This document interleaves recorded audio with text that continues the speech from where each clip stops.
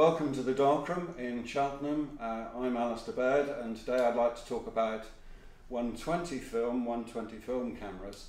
And this is particularly addressed to people who are new to film and new to 120 cameras, because at the laboratory quite often we can see the results of problems that have occurred, obviously, when the film has been loaded initially. So there's a couple of types of cameras that I'm going to look at. There's this one, it's an amera 6, it's like a big 35mm camera, and the film stays in the body of the camera the whole time. So we'll have a look at loading that film into there. The other one I've got here is an RB67, it's an amera camera, quite a clunky old manual camera. Now it's distinctive, like a number of different brands of camera, that it has a detachable film magazine. Okay, so you can swap the film around. Those again have particular quirks that you need to look at. So we'll look at that in a moment. But first of all, let's have a look at the film itself, because when you've bought the film, and film isn't cheap, you don't get the opportunity to kind of see what's inside, as perhaps we do at the laboratory. So here's a brand new roll of film that I'm going to sacrifice. You'll see printed on the outside here, this says unexposed, okay? So you know this is the start of the film. At the other end of the film it's going to say exposed, So that's obviously a useful key to look at when you pick up a film as to whether it's gone through the camera or not. This backing paper is pretty much light tight. It's not completely light tight, but on one side it's distinctive because you can see the word unexposed printed, it may have a manufacturer's name, but on the other side it's completely black. The reason it's black is black absorbs the light, so you don't get so much light bouncing around. And this is the doing side, this is the side that's got the film attached to it.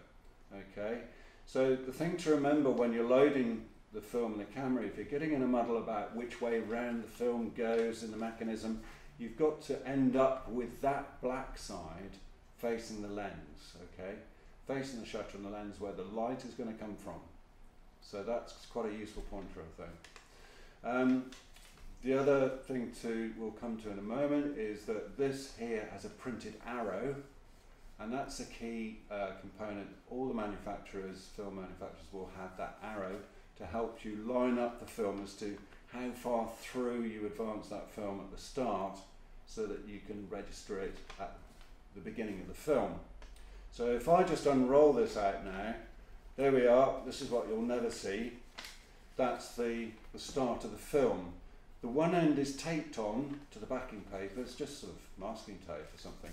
Well, that keeps it flat so that it doesn't catch as it goes through the various rollers and things. The other end is not taped, it's loose. And the other point about this is that arrow, which I mentioned, is for registering the start of the film, and there's the start of the film. That distance is the same for all film manufacturers. The 120 film, that distance there to there is the same. So that means that in the back of the camera, which we'll look at, you line up that arrow, and by advancing it a couple of rolls or a couple of cranks, you're going to advance to exactly the right point here. If you don't do that, if you kind of miss out on that, what can happen is that your first frame, and sometimes we see this at the laboratory, someone hasn't advanced the film far enough, so you end up with just a part of a picture right at the start of the film, because it hasn't been moved along. So you've got part of the picture on the film, the other part of the picture is just not registered because it's on the backing paper. Okay. Other bits of information on the back, which you may see depending on the film, the type of camera you've got, is there's some arrows that show the direction to keep winding, the frame numbers, 1, 2, 3, 4 and so on, go on the back there. Now I would advance and roll this all the way out, but it's a real pain when you get to this other end of the film, the end of the film where it's not attached, it kind of coils up like a mousetrap, so it's a bit of a nuisance. So I'm just going to roll this back out. Now, the key to this, and when you finish the film, is to make sure that you roll this paper up really snugly, because that is what keeps the light out. Okay, don't rely on the backing paper, you know, just because it's kind of around it, it's going to keep it light tight. It needs to be really snug, it needs to be really tight there so it's firm. And then there'll usually be a bit of sticky tape. Sometimes it's self-adhesive, you've got to lick and it tastes disgusting. Other times it's a bit of going to peel off, or you can just use a rubber band or just some sticky tape, anything really to stop it coming unwound, because if you give that a bit of a shake, it very quickly turns into kind of baggy sausage. And when we get films that are like this and at the lab, you know that the light has found its way in there, okay, and that's already starting to fog what's in there. So the cure for a baggy sausage like this is don't leave it like that, just get it really rolled up tight, or even put some silver kitchen foil around it to keep the light out. Okay, let's have a look at the cameras in particular. So here you're looking over my shoulder. This is the easiest way, it keeps the camera steady. This is the Mamiya 6, doesn't really matter which type it is, but all the camera manufacturers will have various buttons and controls. They're all very confusing, but the first, they'll always have some way of stopping that film camera back opening, and on this one there's a button and a lever. So to get the two of them to go together, you just kind of press that down like that, and then you've got the camera back open. Now the film goes from here to there. You can see you've got the lever here, that's going to be pulling the film across. So this is an empty reel, that's where the old film came from. So you need to take this out and put it over here. And on this camera, there's various different cameras, they may have a lever arrangement at the bottom here, but on this one I've got two little buttons, and if I just, which way does that go? That's just popped out. This mechanism here. So now if I just press that up, I can get that out. No need to kind of fiddle in there. If you just lever it out, out it comes. These have a kind of a square cross in here. I've got a different film type which just has that. These are both the same, okay, so don't worry if you see two different types. That needs to go over to this side, so again you need to pop that out here and just have a bit of a fiddle. Okay, push that in.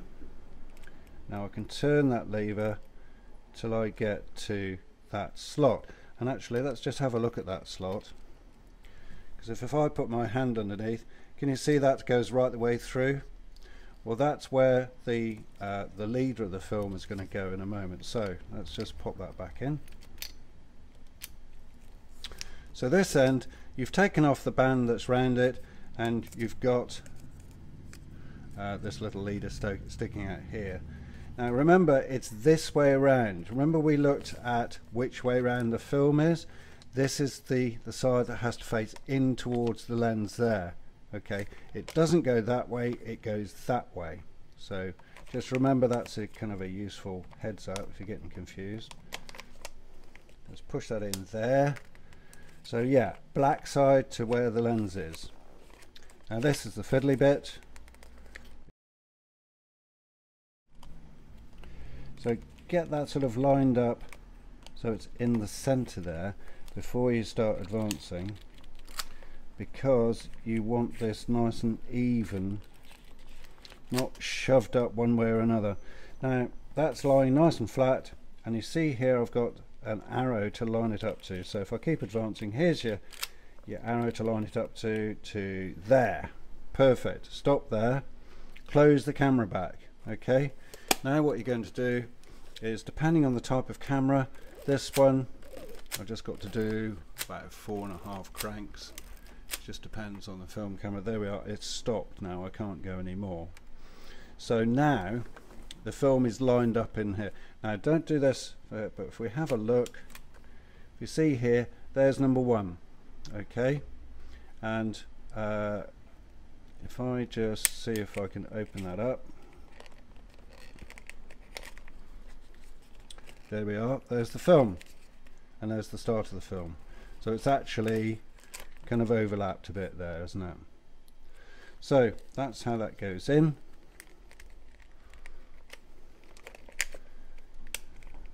And then obviously as the film advances, there it is going right the way across like that. Okay. Okay, I promised you a bigger camera, and here we are with the RB67. It's bristling with buttons and levers and all sorts of controls. It allows you to turn and heaven knows all what. But the film is, we just need to get this film cassette off. And on this camera, so long as the dark slide is in, you can take the film back off, and okay, there's the camera. Let's put that to one side. So here we are, we've now got the film magazine and its lever, and the film is empty. So here it's just got something to open it. There it is. Let's just lift that out. So there's the two components. You've got the case and that. Now as usual, this needs to go from left to right. So on this one we've got a lever that's going to allow us to put it over to that side. And remember that the film has to go around this side, okay? So let's show you. It needs to be that way, so that as it unwinds, you've got the back side going to there, okay? If you do it the other way, the writing's upside down for one thing, ha ha ha. And if you pull it around, oh no, that's no good, is it? You need the other side to be showing. So that's wrong. And this is right. Okay, we're good to go. So if you follow that path round, look, it's black paper. So bring that around there. You can see it's just coming right around the side. There's nothing else to thread it through, and it goes into that slot there. And we're ready to wind that film up. Just check that it's pushed, it's sitting nice and flat in there. And there's the arrow. Where's the arrow here? There it is. Can you see this little arrow down here? Lined up there. Okay, we're ready to put it back in its case. Good idea to keep things around the same way so that you know which way around it went. That's sitting there nice and snugly, and it should just close up nice and easily and not be forced. You can see it's all just nice and neat. Now that says start, so just do 1, 2, 3, 4 and a bit. Now it won't go any further, don't force it, it says number 1. So if we just open up the back of you wouldn't normally do this, I'll show you what you've got. So there's the film, it's facing the front of the camera, and it's wound up, and it's ready to go. Okay, so that's how it normally goes.